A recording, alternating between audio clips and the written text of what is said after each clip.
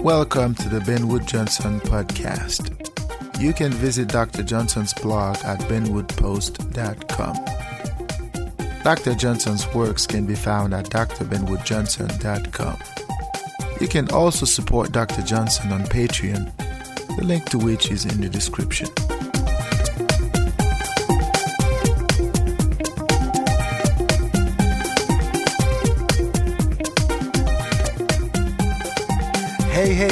Hey. Welcome back to the Ben Wood Johnson podcast. Today is April the 27th, 2020. This is podcast number 48.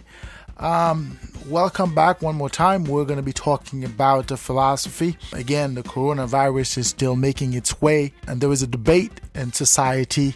The question is to be quarantined or not to be quarantined. Several states have decided to lift quarantine orders, and there's a debate all of a sudden. There are those who sort of oppose, and there are those who sort of saying, well, we shouldn't stay quarantined, we shouldn't stay at home all our lives, so it's time to move on. It is a controversial topic, although I am going to debate it from a philosophical standpoint. I have to admit that it is possible that you might disagree with what I am about to say. So in any case, let us agree to disagree. As I said before, the concept of stay at home, social distancing, or quarantine, they're not sustainable in the long run. If you can't see that, then, let us agree to disagree. But the point here is this. There's a need to address the coronavirus. There's a need to sort of limit the spread of the disease. But at the same time, we have to take into account civil liberties, human rights, individual rights. So we have to take that into account. And today we're going to be talking about that. So without further ado, let us delve right into it.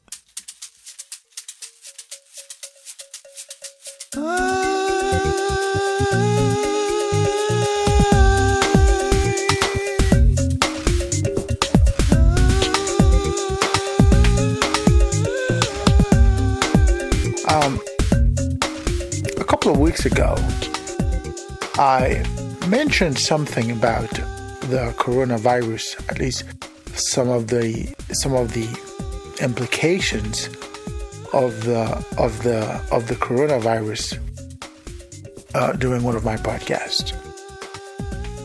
I talked about the notion of quarantine. Specifically, I talked about the notion of preventing the individual from providing for the self.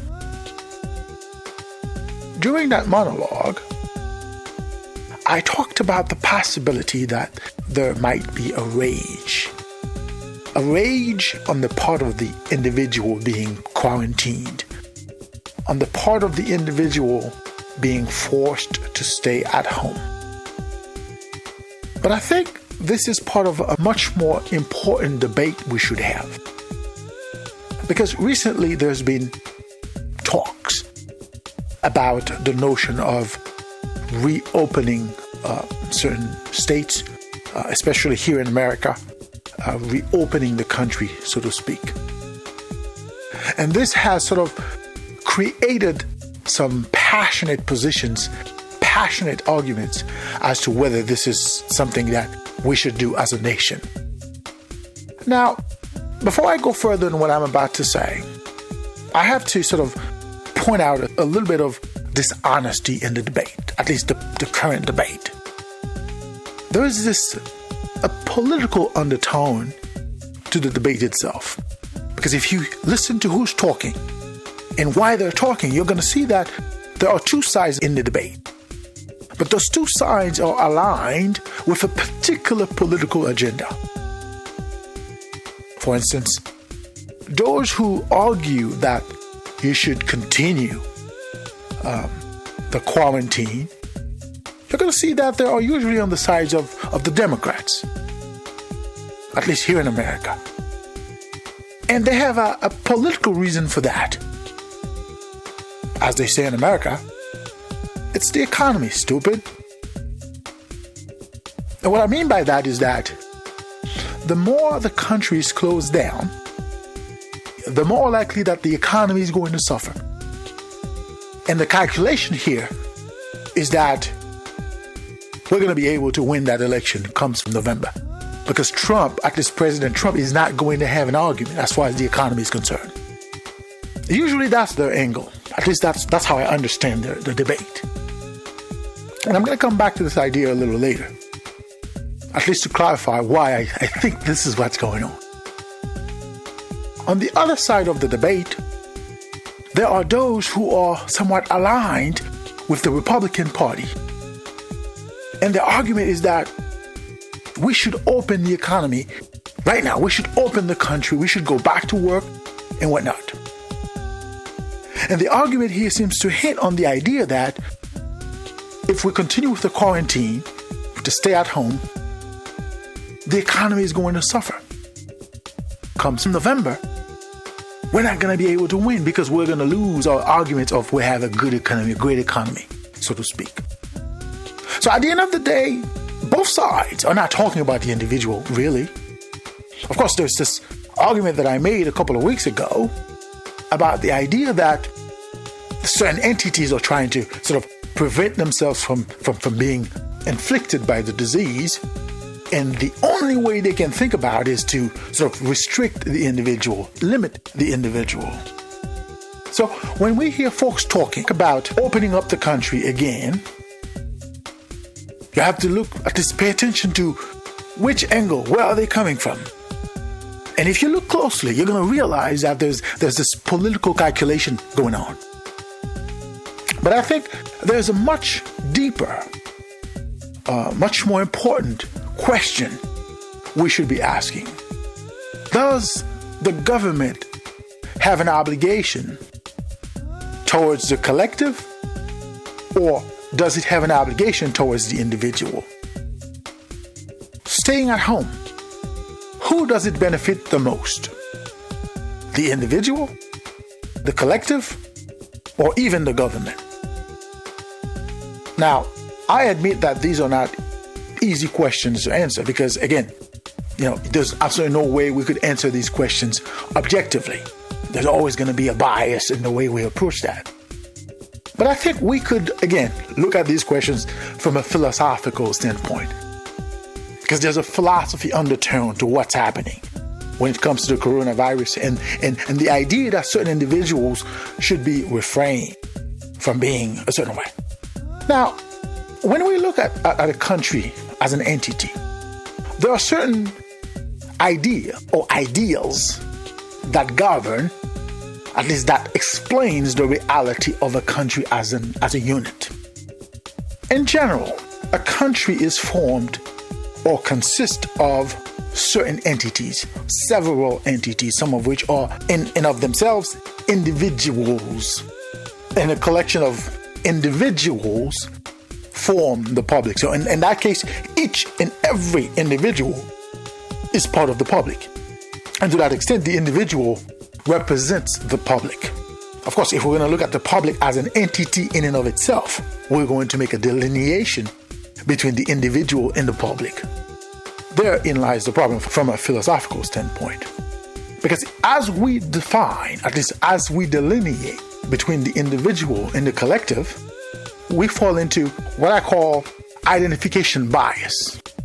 And what that means is that we are likely to see certain entities as individuals as opposed to others. We are also likely to see certain entities as collectives as opposed to others. Now, we have to understand why sometimes it is convenient to sort of look at society as an individual entity as opposed to a collective entity.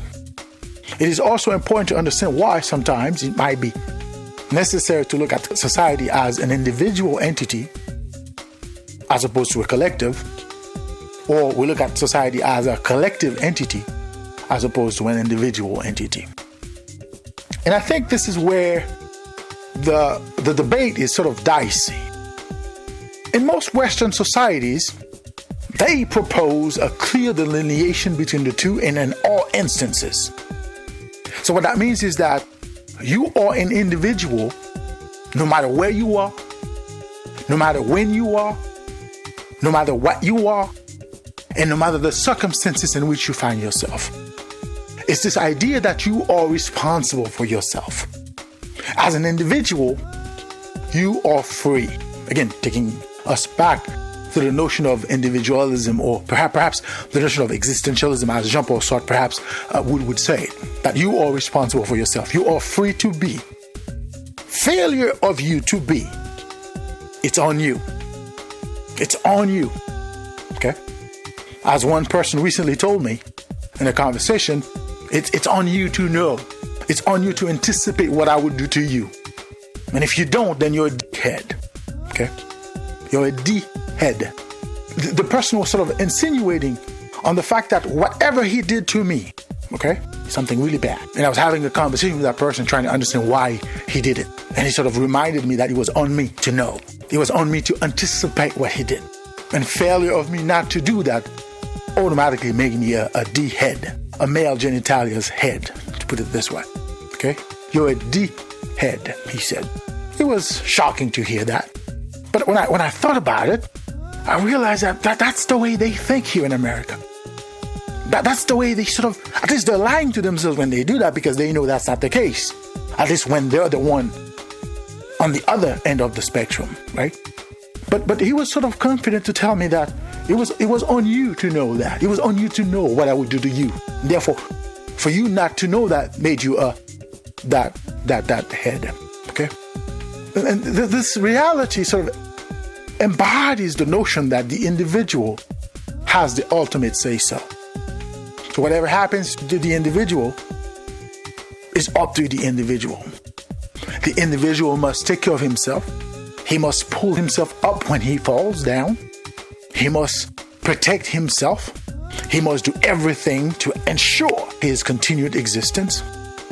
He must be according to himself. He must be sort of creative. He must be an entrepreneur. He must be able to take care of himself. Of course, this notion is a fallacy in and of itself, because these countries, at least these environments, usually espouse a different ideology. At least they usually practice a different ideology.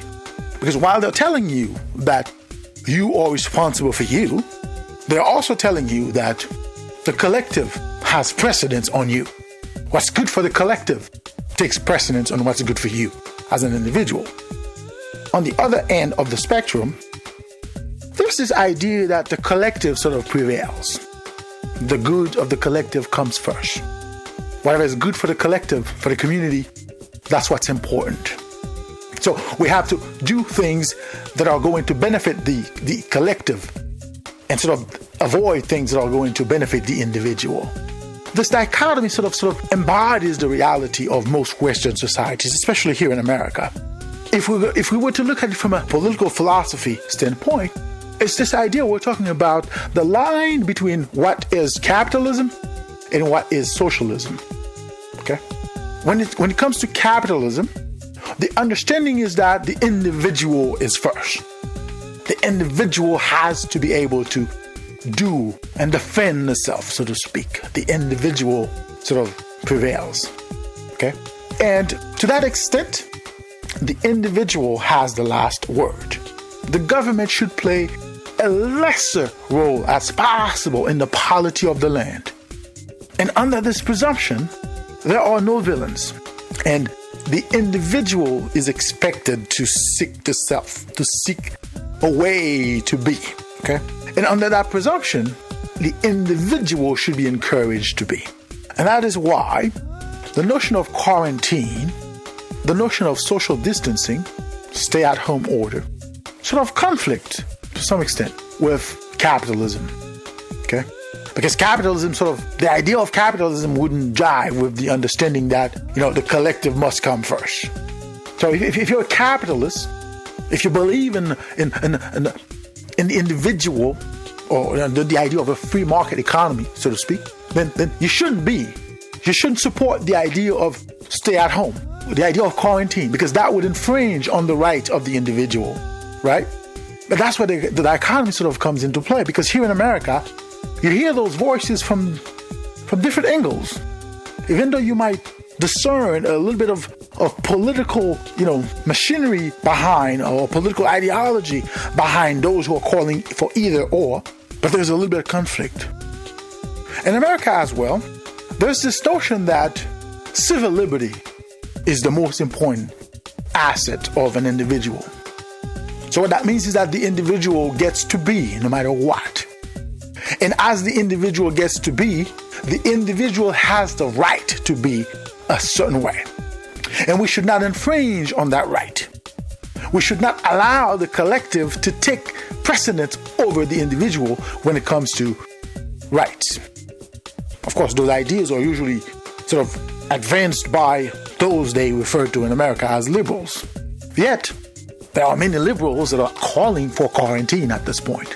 They're demanding the government to sort of make sure the individual does not have any rights. Make sure the individual stays cornered somewhere. Again, that conflicts the reality of the individual.